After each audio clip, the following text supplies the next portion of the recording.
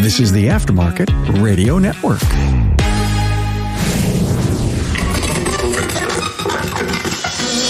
Hey, thanks for being part of my mission to advance the aftermarket. I'm your host, Carm Capriotto, the pioneer of automotive aftermarket podcasts. Hey, I had the honor last year to sit down with the Woman in Auto Care's Woman of the Year recipients at Apex 2021. The electric energy between these women is so hard to miss. The push for more women in our industry is never, ever over. We need to continue to support women in leadership roles and to encourage the younger generation to join and also get involved in mentorships. Now, you're going to love the conversation that I had with these three ladies. Hey, thanks to our partner Napa for providing this episode. You know, the Napa Auto Care Gold certification offers a premier tier for members to provide consumers with a consistent experience anywhere in the country. Gold certified members earn benefits like preferred referrals, $1,500 in marketing funds, tracks for free, and more. To learn more about Gold certification, speak to your Napa representative today.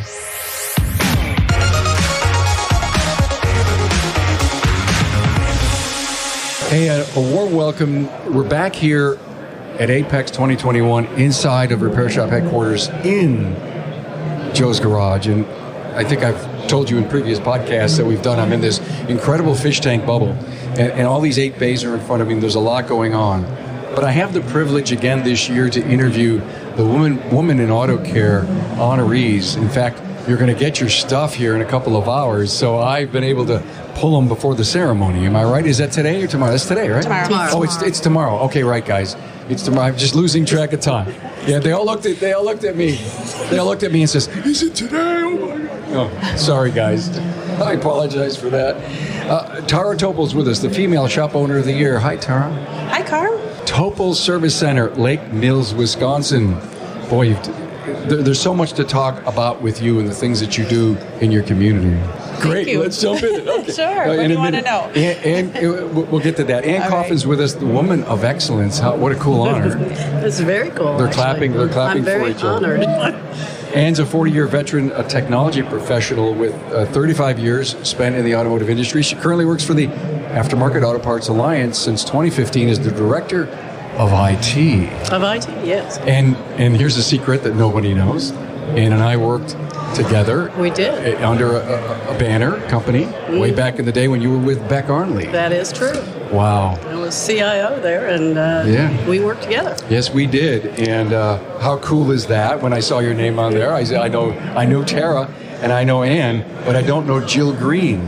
Hi, Jill. Hi. Woman of the Year. I mean, I should have made that the first thing, but that's the high honor. Thank you so much for being here. The Vice President of Field HR Operations. And so my first question, Jill, is Field Operations. I've never seen a title like that. What's it about? Yeah. Well, so I support all store operations, right? So all 6,000 stores. I have supply chain also, and then I'm responsible for talent acquisition. So everything that happens in the field from a people standpoint. Wow. You're the go-to leader of that group. and you know, I loved what she said about talent acquisition. I mean, that almost puts your people in a completely different plateau. Well, it's all about acquiring top talent. So your biggest struggle in finding talent today, because everybody's looking. That's right. What's going on with AutoZone about that? The biggest challenge is candidates have more options. Everyone's hiring, so if you're not working, it's because you don't want to. Everyone's hiring. They're increasing their wages. They're increasing flexibility. They just have options. So we have to compete with that. And we're doing pretty good. I mean, we have a pretty strong employment brand, but we are doing everything we can to not just attract talent, but the top talent. I love it. Flexibility. That's been a big thing when I talk to millennials. What are you guys offering? Well, we have good benefits. Well, it depends on what the roles are, right? We have competitive wages. We have strong benefits. But most of all, we have a good environment and good leadership. And that's really what creates an environment where people want to stay. I think it's important that we hear this. This is sure not a commercial for going to work at AutoZone, but it is smart that we ask someone at your level. That's right. What are the challenges that are out there? Because Tara, I'll bet you're looking to hire a technician. Absolutely. Yeah. So, here it is. everybody's in talent acquisition mode. Everybody, right? So, Tara, shop owner, I can't help but think about Bob Greenwood. He was your business coach. Yeah, I know. And you and I did chat when we lost Bob. How important is it for a shop owner to have a support person, a person like a Bob Greenwood working on your team? I think it's the most important, honestly. I don't know that there will ever be somebody like Bob Greenwood in my life or this industry. I don't know. But having a coach and somebody that you can reach out to and trust and that's going to go to bat for you and do the very best it's priceless. So it's an investment. I think some people look at coaching as an expense, and it's an investment in your business. I see how you won this award. Just reading your bio, and it's only a couple of paragraphs long. You give to the industry and the community. Tell us a little bit about some of your greatest and favorite things that you do. I think some of the most favorite things I do is get the word out about women in auto care. One of the most recent things I started being more involved in is CADIA. So that is the Center for Automotive Diversity and Equity, Inclusion, advancement, right? And that is helping me understand that a big weakness in our industry, and I think this goes back to what Jill was saying, in where our gaps are, is that there are a lot of underrepresented communities, whether that's women or just a lot of different areas that people have a lot of potential, and they need people like us to recognize that potential and help them get to their very best. I'm so glad you brought that up. I'm doing another podcast tomorrow with Jody DeVere from Ask Patty, which is a totally woman-focused organization. There's a groundswell. A couple of guys that I know that are technicians want to see more female technicians in our industry, and that's a grassroots effort, starting out at middle school, high school, to find some woman who say, hey, I don't have to go to college to do that. That's right. I love to work with men. There are as many women who want to work with their hands and have a skilled trade than there are men. But I don't know if we've opened up enough avenues for them to come in. And that's what you're working toward, right? Absolutely. Yes. And I think it's important to recognize that it isn't just women, that there are a lot of other underrepresented communities as well that we need to reach out to. Right. Yeah. So what are you doing in your local community to do that? I mean, are you talking to the high schools? You going to community events? Yes, I do go to the high schools or the technical schools. I think by being a woman there, I do have a lot of the male teachers and trainers coming to me and saying, hey, I've got this girl and I'm just not really sure how to help her. Or I tried starting this group for just girls, and all of the parents came to the school board meeting and were enraged by it, which completely boggles my mind. I thought, what are they doing? But there are all kinds of aspects that need to be thought of and represented, and I think until we get out there and represent, then I think it's just going to be more and more difficult. So, Ann, IT, wow, and you've been in it so long. So long. Well, I'm old. That's why. No, you're not. No, I'm old. But you're an expert. I have been in IT for a really long time, longer actually than I've been in the aftermarket. And I've been in the aftermarket for about 35 years, I guess. But it's interesting because when you talk about underserved people, there are a lot of roles that are underserved, and for example, human resources is we should be seeing a lot of women in auto care members who are human resource professionals. We should be seeing IT professionals. We should be seeing all manner of people, accounting professionals. So it's at every level and every role within the industry that we have to kind of open that up and make it available to everybody.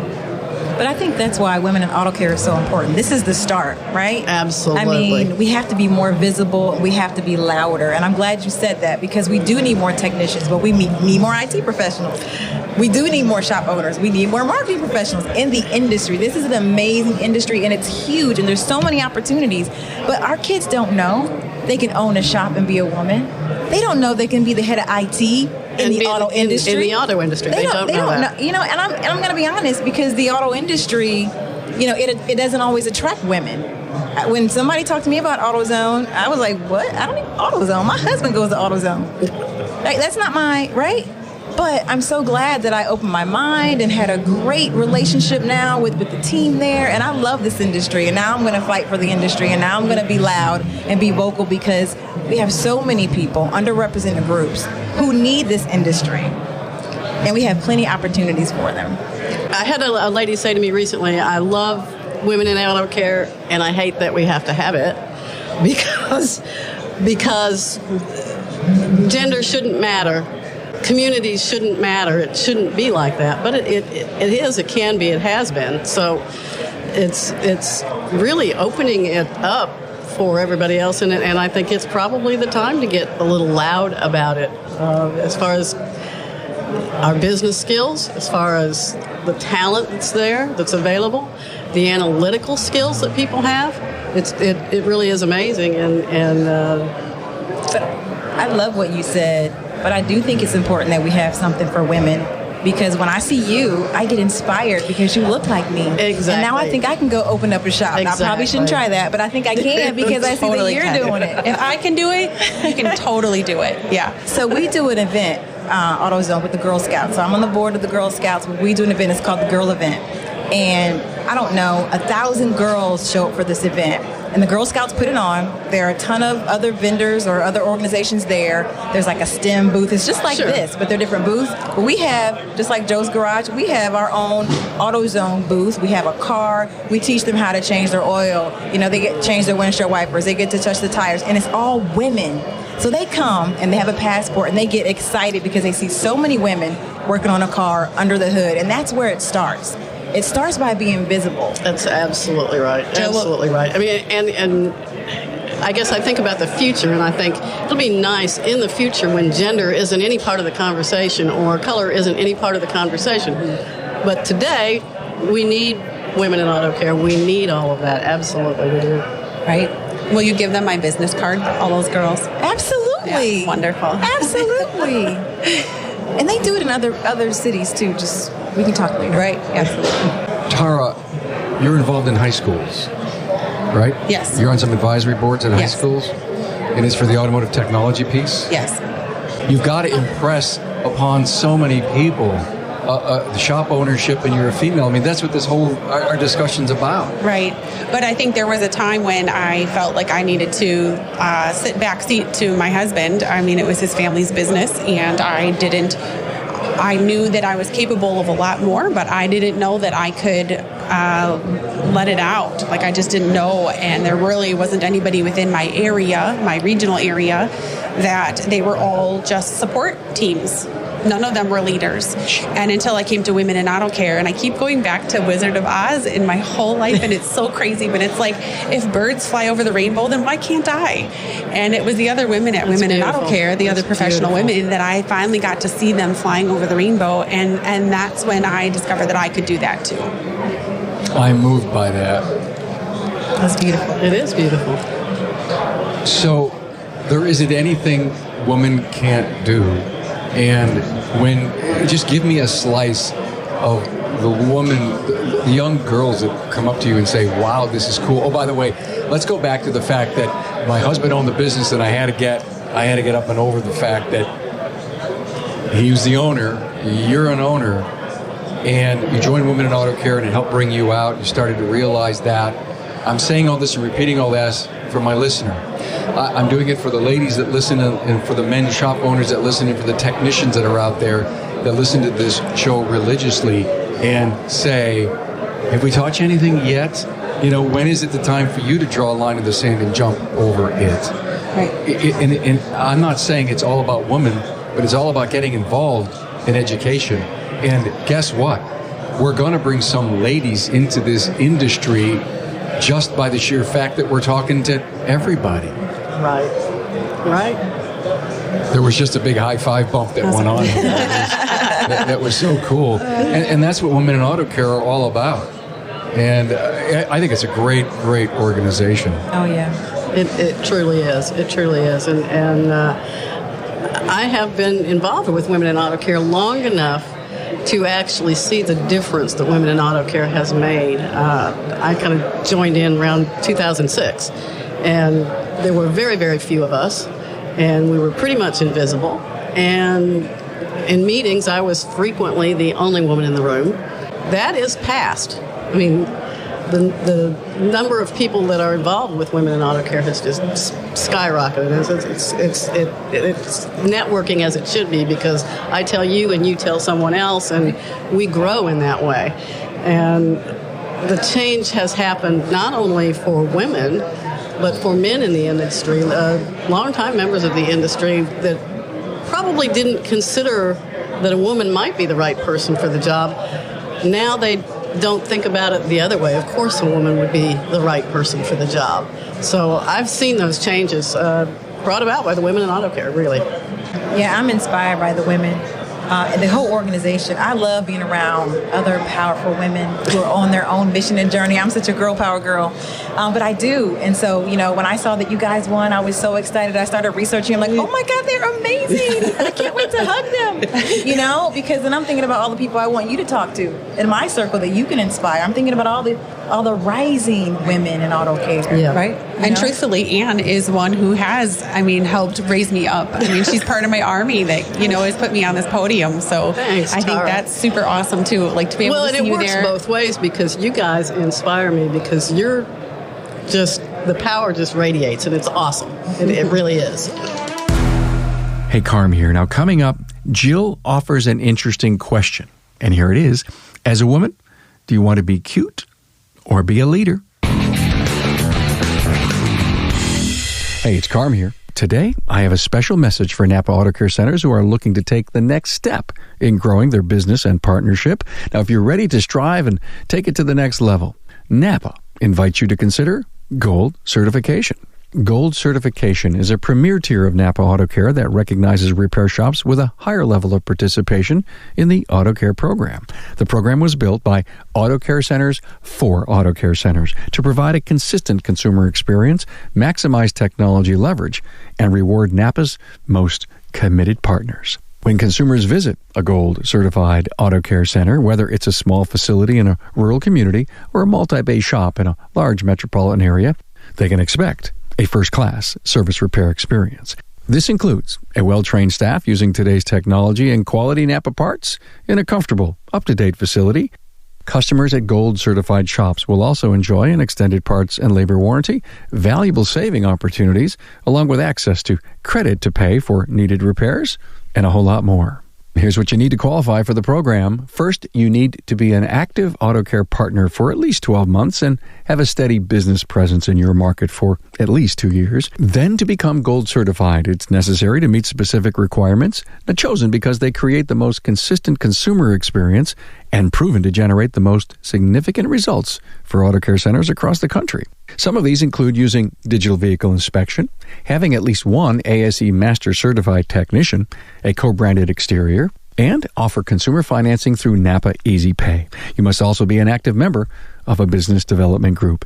Once your shop achieves Gold Certification, you'll receive a number of benefits, including priority placement on Napa's shop locator pages, an allowance for marketing funds, 3636 peace of mind and local labor coverage, access to auto tech training, Napa Track's shop management system, Smart Sign digital menu board, and more. Talk with your servicing Napa store to find out everything you need to know about becoming a Gold Certified shop. While we were all assembling here and getting ready to sit down at the mics, they all hugged each other because they hadn't seen each other for how long? Oh, I've never seen these ladies in person. Yeah, and person. It's been 2 years? Yes. 2 years since Tyler and I've seen each other. Wow. And they were congratulating each other and hugging. So it was really kind of cool to see that. Yeah. Definitely almost like an immediate sisterhood. And that's what Women in Auto Care absolutely creates. Mm-hmm. And I think it goes back to giving women a room at the table, and not just at the support table, but at the leadership table. That's what this industry needs more of. I'm very fortunate because I am the leader. I always joke and say I've been trying to get fired for years and it doesn't work. But I'm joking. But I remember a time when I was able to speak at AutoWares. They said, we want you to come and talk about what women in auto care is. And they kept saying that my audience was going to be women. And I said, now that's what's wrong, is because it's not just for women. It's for people who support women in the industry. Very good. So we want that to be everyone. I just don't want an audience of women to talk to. I mean, that would be great. But I did have several men there. And one of the men afterwards came up to me when I was at the trade show and said, I'm just so inspired. I would just do anything to have my wife be as excited about our business as you are about yours. And that just really resonated in my mind, because I thought, oh, I guess that is how it comes off, or, that it's coming through that way. So, yeah, I think that we need to be more. We need to do that more. And I do frequently think that our target audience is male. Women kind of get it, and if you become involved in the women in auto care, you definitely get it. Yeah. So in a lot of ways, our audience, as far as improving the businesses altogether, understanding that women leaders can do that, that's important, and it's a message for a male audience as well as female audiences. Tara just said something really big, and that she's a female shop owner, and there's a ton of them out there. So let us turn our words now to the husbands and the wives, because I know they listen together. And why aren't they doing more and enough to speak to the high schools and the young women? And I'm not getting down on anyone. I'm just saying Tara's doing it. Can we use that as inspiration for the rest of all of the women that work in the shops? And there are thousands of wives, significant others, the woman shop owner and the husbands in the bays. I mean, the team of woman leadership in our industry is there, but we may not be doing enough to bring it to rise it up. Yeah, that's what I was talking about, being louder, and that visibility is so important. I mean, every school across America has Career Day. How many female shop owners are invited to that Career Day or show up at the Career Day? I never had one at my Career Day. My kid is a senior in high school. My son's a sophomore. They never had one at their Career Day. It has to be everywhere, and it has to be intentional. But Jill, it's what Tara said. She says, it took me to figure out getting over the rainbow. That's right. So let's use this as really huge push or a foundation. That's right. For so many of the other, the significant others, the spouses of our shop owners, that they're working in the office, they've been on the counter, husband brings work home, they're involved. Right. Right. And I think it comes down to just click your heels. You had the power the whole time. So what is it that you're missing? Do you need more confidence? Do you need to, a little bit more smarts, or whatever it might be? Courage. Your heart. Right. And we all need some flying monkeys in our lives. And brains. Yes, flying. Right. I love your whole Wizard of Oz thing. It's a theme. It's not going away, but it's definitely keeps resonating within my mind. I love it. Yes. So, but I think that's important too, because that is part of, for me personally, and probably for you guys too, at some point you had to recognize that you had what it took, and then you just needed to go do it. Well, and it's interesting because early on, as I moved through the ranks and my companies gave me those opportunities, or I took those opportunities, whichever way you want to say it, I had a little bit of imposter syndrome, which is like, I don't know if I should be here. I don't know if I should be here. And I think that's another point of the women in auto care is to, you definitely should be here. Mm-hmm. You have earned that. Right. And I think that's huge, imposter syndrome. It really is. I shouldn't be here. I don't have the confidence to be here. It's wrong to be here. Somebody accidentally let me in the door. Yeah. It's that feeling almost. But where was your confidence to know that as a talent, going back to Jill, what Jill's talking about, you deserved to be there? I think it's mentors that I had, both men and women, that helped me understand that I have a right to a seat at the table. I really do. Right. Man. I think that's another big part of women in auto care that we can talk about a little bit is that mentorship. Judy Zimmerman is my mentor. I know Judy. And I mean, I feel like everybody knows Judy. Yeah. But she's been a really big part of me knowing that I always have that person to reach out to. And most recently, I have been able to take the time to meet up with a mentor through Women in Auto Care, or with a mentee now, right? And Taylor is her name. She's at a shop in California. She's just starting out in her family business, and something with me resonated with her.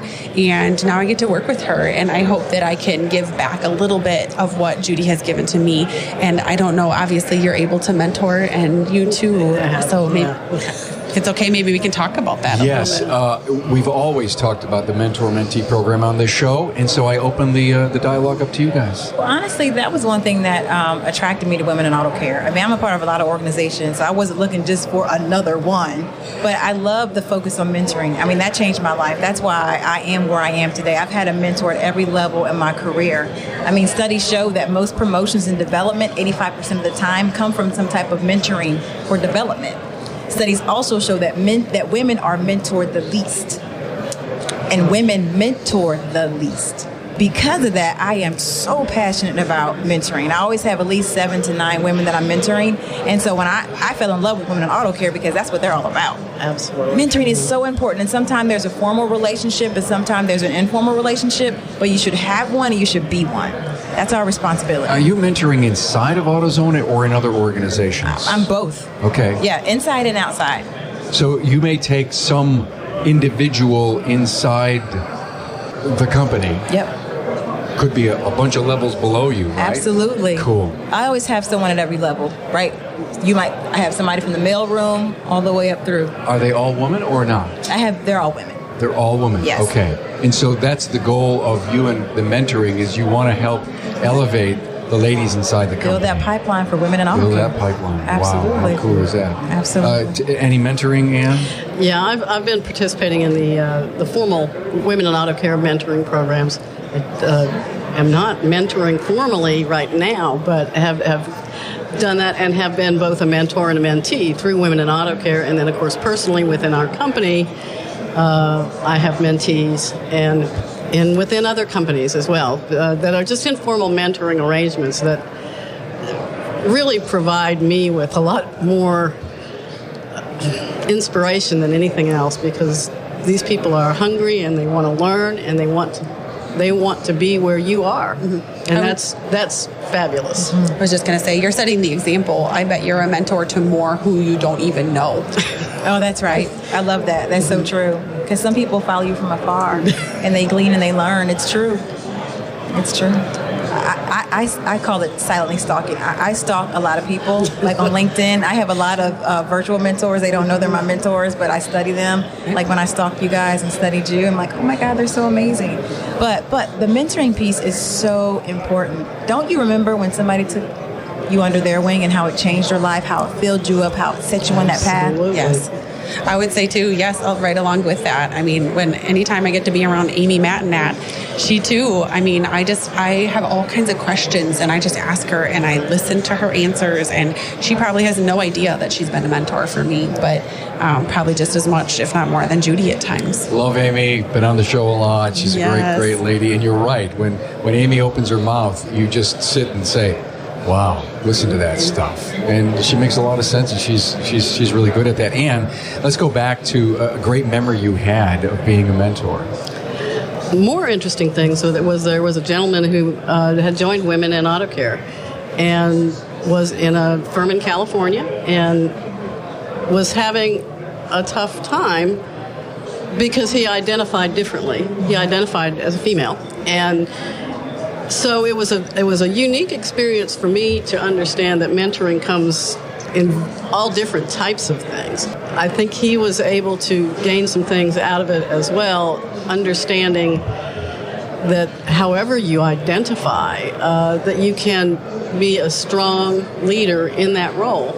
And again, it was, in his case, it was confidence. You have to believe that you can do it, and that's one of the things that a mentor can provide you, is that little push. Right. We talk about mentor and mentees a lot on the show when it comes to the apprentice program that we want to bring young people through in our shops.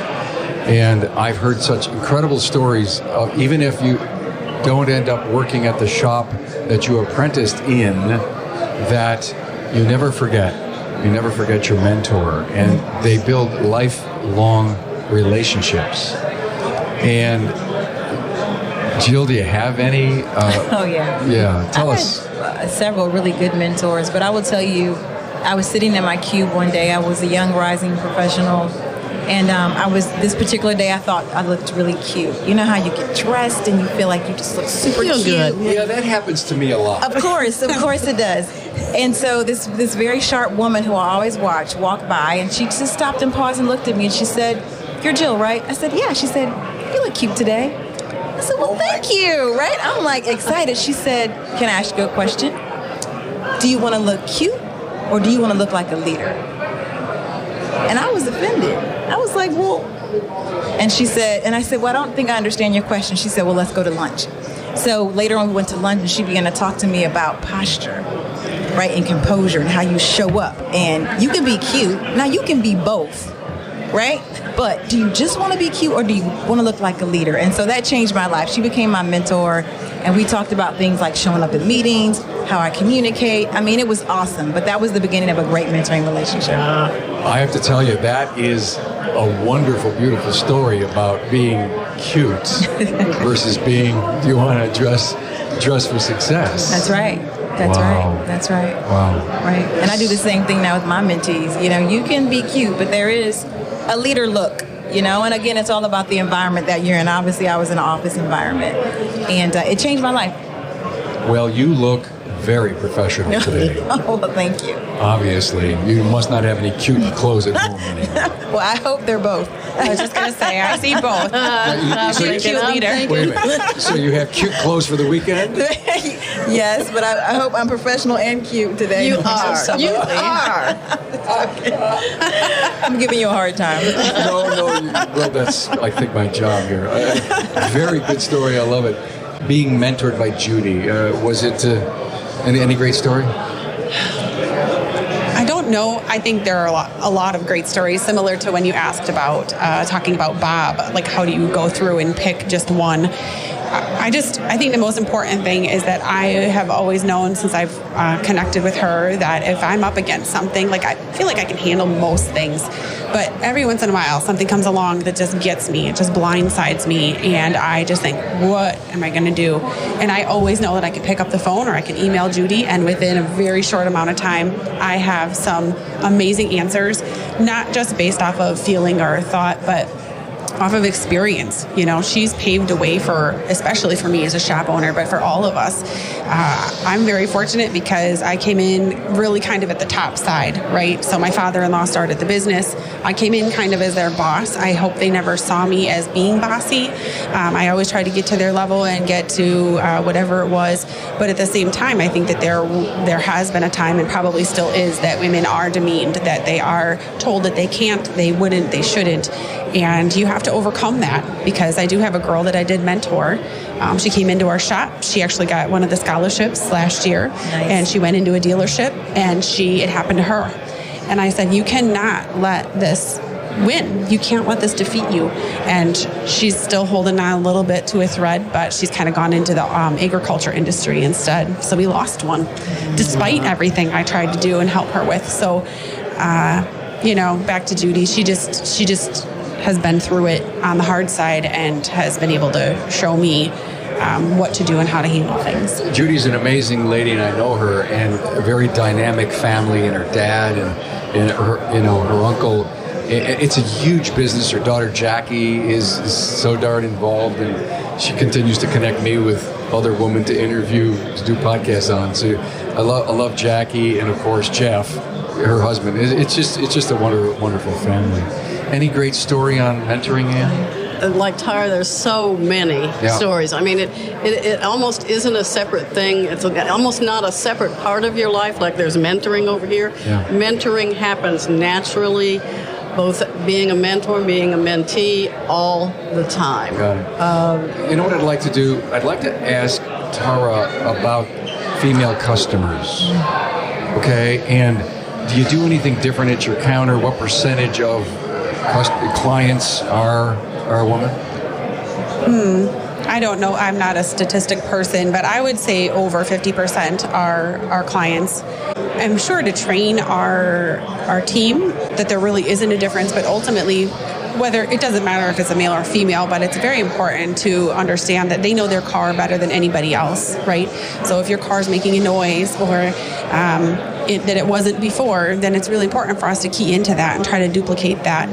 Maybe being a female, I don't know, but I think by being a female, I do have a lot of men come in at first, and then I end up getting their wives, and then they're kind of out of the picture.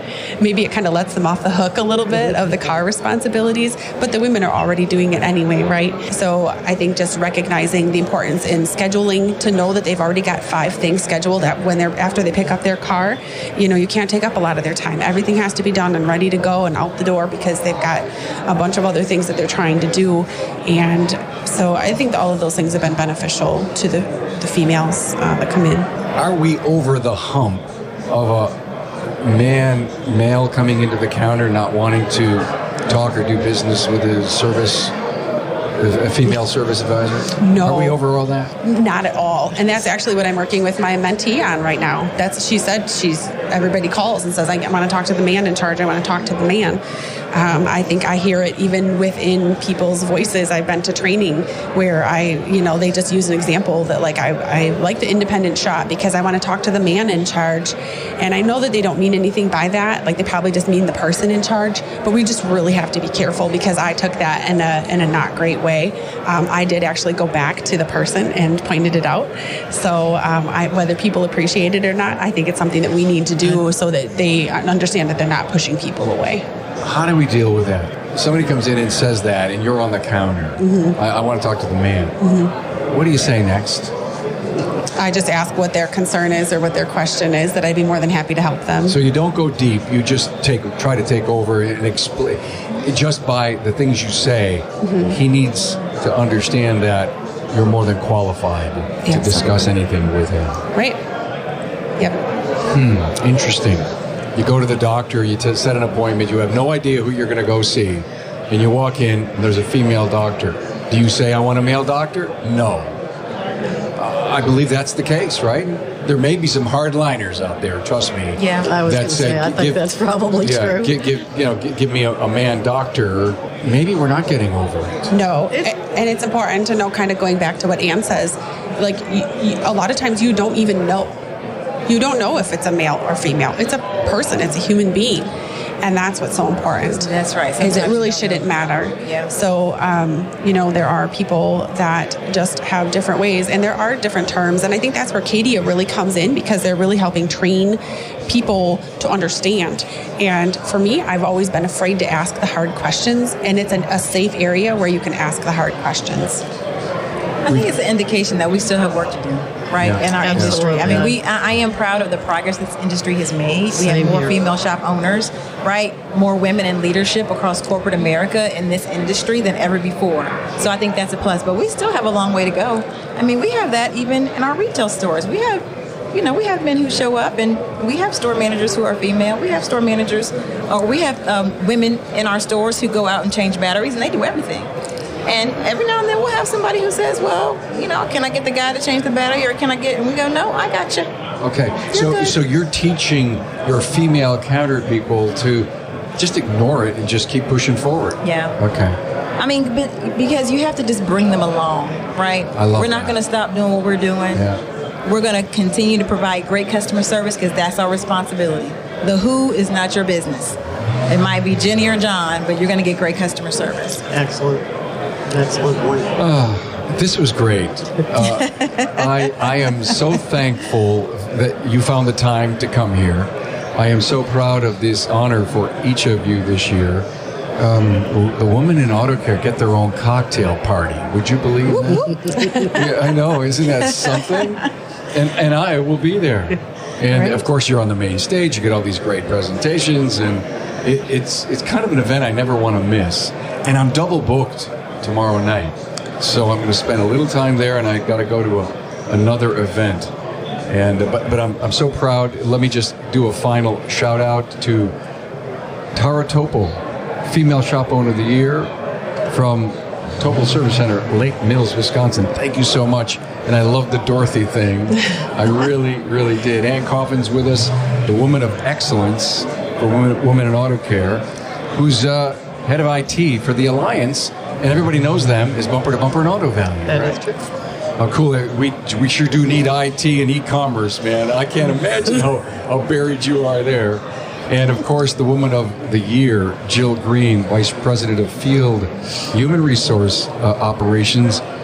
That is such a cool title and job responsibility that you're out there.